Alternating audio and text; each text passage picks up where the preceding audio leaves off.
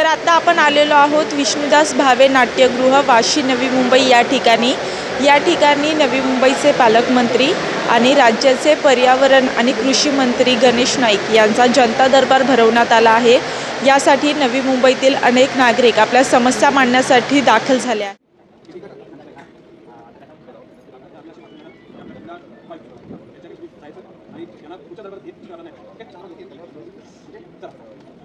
तुमचं नाव काय? सुनील दगडू पवार। कुठून आलात तुम्ही? सेक्टर कोपरखेरणे। सेक्टर 16 कोपरखेरणे। काय समस्या आहे तुमची? माझी समस्या स्टॉलच्या बाबतीत आहे। ते 2023 माझा स्टॉल एका जागेवर बसत नाही, अलग ठिकाणी देत आहेत, एका जागेवर ठेवत नाहीत। मी स्वतः खर्च करून पण पालिकेची माणसं ऐकत नाहीत। तुम्ही एका ठिकाणी स्टॉल तुम्हाला हवा आहे, पालिकेकडे तुम्ही अर्ज केलेला आहात का? नाही सांगितलं, पालिकेचा अर्ज त्यांनी मंजूर केलेला आहे। पालिकेने अर्ज मंजूर केला? नाही साहेबांनी मंजूर केला। म्हणजे आता तुम्ही साहेबांना भेटून आलात आणि साहेबांनी तुमचा अर्ज मंजूर केला, पुढे पाठवलाय का? 3 वेळा स्टॉलची जागा हलवण्यात आली आणि आम्हाला तिकडे आयरवलीमध्ये पण जागा भेटली, पण तिथं पण नाल्याच्या बाजूला होती, ती काही जागा बरोबर नव्हती, एकदम घाण होती तिथं। आणि नंतर आम्हाला 17मध्ये दिली, तिथं पण सारखी भांडणं आणि तिथं 2 स्टॉल बाजूबाजूला आणि ते मेडिकलवाल्याची पण भांडणं। तिथून म्हणले तुम्ही जागा भेटेल तिथं स्टॉल ठेवा। आम्ही जागा दिसली एका ठिकाणी, तिथं स्टॉल बिल ठेवला आम्ही, तिथं 10-20 हजाराचा खर्च केला। आणि नंतर मग तिथं आम्ही मीटर मागितला, तर ते पालिकेत MMCची माणसं काय बोललीत, म्हणली तिथं धोकादायक जागा आहे, तिथं आम्ही मीटर देणार नाही तुम्हाला। आणि मग तो आम्हाला अगोदर त्यांना माहीत नव्हतं की त्या जागेवरती, तेव्हा आम्ही जागा चांगली दिसली म्हणून तिथं ठेवण्यात आली। आणि आता एवढा खर्च केला तर आता आम्हाला मीटर पण देत नाहीत, तर आता आम्हाला दुसरी जागा पाहिजे। आता तो कुठं ठेवायची? आता आम्हाला कोण देतच नाही। आम्ही तिकडं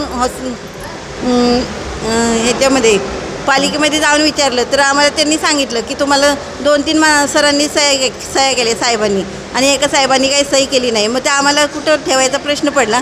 मग आम्ही शेवटी आम्ही जनता दरबारात साहेबांकडे आलो न्याय मागण्यासाठी। म्हणजे महापालिकेने तुमच्या कुठल्याच तक्रारीची दखल घेतली नाही? घेतली। ते म्हणले आम्ही आता नाही इथून पुढे हे करणार। मग आम्ही शेवटी साहेबांकडे आलो, या साहेबांकडे। आता किती वर्ष झालं तुम्ही यासाठी प्रयत्न करताय? आता 3 वर्ष झालं। 2023 पासून करताय? 2023 पासून। तुम्ही आता साहेबांना भेटलात का? अर्ज दिलात? अर्ज दिला आम्ही। काय म्हटले? आता साहेब म्हणले करतो याच्यावरती, देतो तुम्हाला हे करून म्हणून। म्हणजे तुम्हाला मुदत वगैरे दिली आहे की करतो म्हटलं? करतो म्हणजे। काय नाव आहे आपलं? माझं नाव शरद मुकुंद खारेगे। कुठून आलात? नावडे, पनवेल। काय समस्या घेऊन आलात तुम्ही? एक शिव मंदिर आहे, अनधिकृत बांधकाम केलेलं आहे, त्या संदर्भात मी साहेबांशी भेटायला आलो। काय म्हणजे नेमका काय प्रकरण आहे तुम्ही सांगू शकतात का? हां, सांगू शकत ना। प्रकरण असं आहे की शिव मंदिर बांधलेलं आहे, ते मंदिर बांधल्यापासून तो समोरचा व्यक्ती आहे, मंदिराचं काम होईस तो त्यांना काही बोलला नाही। तिथून मंदिर रेडी झाला, मंदिर बांधकाम पूर्ण झाला, तिथून संबंधित त्याची जागा जे जमीन मूल मालक होता, सिडकोला जमीन गेलेली आहे, सिडको संबंधित मूल मालकाला त्या जाग्यावर येण्यास बंदी घालते, तर तुम्ही ते याचं नाही, जागा माझी आहे। तर समोरचा व्यक्तीसुद्धा गेला, पोलीस स्टेशनला गेला का जागा त्याची आहे, तर पेपर दाखवा, आम्ही तिथे येत नाही। तर पोलीस स्टेशनला त्याने जाऊन ते 2 दिवस आज गेले, अख्खा दिवस थांबलं, समोरचा व्यक्ती पेपर आला नाही। दुसऱ्या दिवशी 11 वाजता बोलवला, डबल तर 11 वाजता संबंधित व्यक्ती गेलेली तिथं, ते जाऊनसुद्धा ते समोरचा व्यक्ती पेपर आला नाही। तर साहेब ते समजला का पोलीस 100% मिले बघत आहे, आणि जर त्यांची भांडणं झाली त्या व्यक्तीसमोर, तर पोलीस स्टेशनला तर गेले, तर त्यांनाच दमदडे करतो का तुम्हाला मी हद्दभर करू, हे करू ते करू। म्हणजे जे मूळ मालक आहेत त्यांना आता वारंवार आम्ही त्या पोलीस स्टेशनला 2 अर्ज केला, DCPला अर्ज केला, बेलापूरला केला, आयुक्त परिमंडळ 2ला गेला, त्यांचं पत्रवर आलं त्यांच्याकडं, तर त्यांची पोच त्यांना दिलीत नाजूक 2दा 2 अर्ज आलं, DCPचा आला, पण उपायुक्त आपला परिमंडळ 2 त्यांचा पण अर्ज त्या चौकीला आला। यांना बोलून घेतलं, यांना धमकी दिली की तुमचा मर्डर होईल, हे होईल, ते होईल पोलिसांनी। हां, ते आपलं साहेब आहे, त्याचं नाव काय, रवींद्र मराठे, तो जो नोटीस येतं त्याच्याकडं स्वतः मी गेलो। कोणत्या पोलीस स्टेशनला असतात ते? तलोजा आहे माहिती. हां तळोजा एमआयडीसी पोलीस स्टेशन. ते स्वतः आम्ही गेलो होतो तर मला बोललो तुमचा मर्डर होईल, हे होईल, त्या होईल, तुम्ही त्याची कारवाई करू नका. मी बोललो मर्डर झालं तर चालेल, आम्ही कारवाई करणार 100%, का असेल ते. तिथं महानगरपालिकेला गेलो, ते बोलतं आम्ही पत्रव्यवहार केले, आता हा आमचा विषय नाही. जागा कोणाची आहे नेमकी? सिडकोची. सिडको संबंधित केली जागा यांची होती, सिडकोला गेलेली आहे, 1980ला गेलेली आहे जागा. आता ती यांचं वास्तव होतं तिथं जाग्यावर. आता ती सिडकोची जागा आहे. सिडकोची जागा आहे. हां, यांना तिथे येऊन देत नाही. येऊन देत काय सांगतात त्यासाठी? आम्ही मालागाव जागेचं मंदिर आमचं आहे, जागा आमची, पण ते पेपर दाखवत नाही आपल्याला. अच्छा, म्हणजे ते त्यांच्या नावावर जागा झाली, ते पेपर दाखवत तयार नाही. पोलीस स्टेशनला मग आम्ही 2 दिवस थांबले. त्याबद्दल पोलीस स्टेशनला तक्रार केली. नवी मुंबई महानगरपालिकेला नगरपालिकेला पण केले, सिडकोला पण केले, एमआयडीसीला पण केले. जागा सिडकोची सिद्ध केलेली पेपर आहे. तुमच्याकडे सगळे पत्रव्यवहार वगैरे आहेत? सर्व पत्रव्यवहार आहे. त्या सर्वला उल्लेख केलेला आहे का जागा आपली सिडकोची आणि कुठला प्लॉट आहे त्या जागेवर त्या तो प्लॉटचा पण ते उल्लेख केलेला आहे का प्लॉट नंबर सेक्टर 40 158.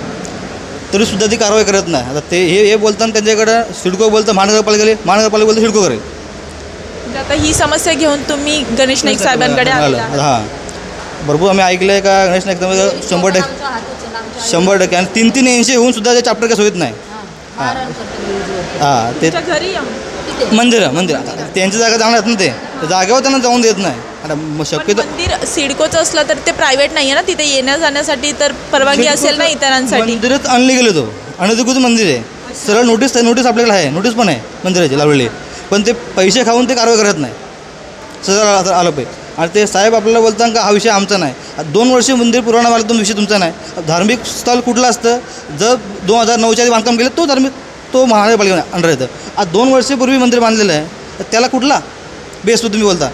तो डायव्हर साहेब आहे कोणते सिडकोचे अधिकारी, त्याला मी बोललो का विषय मला पण माहिती त्याचा काय विषय. ते बोलतात नाही ना ते आमचा विषय नाही, ते कायदा लिहून पडला 1909चा 11 रोजीचा शासन निर्णय 11चा निर्णय, पण तो 9च्या आधी बांधकाम त्याला लागू आहे.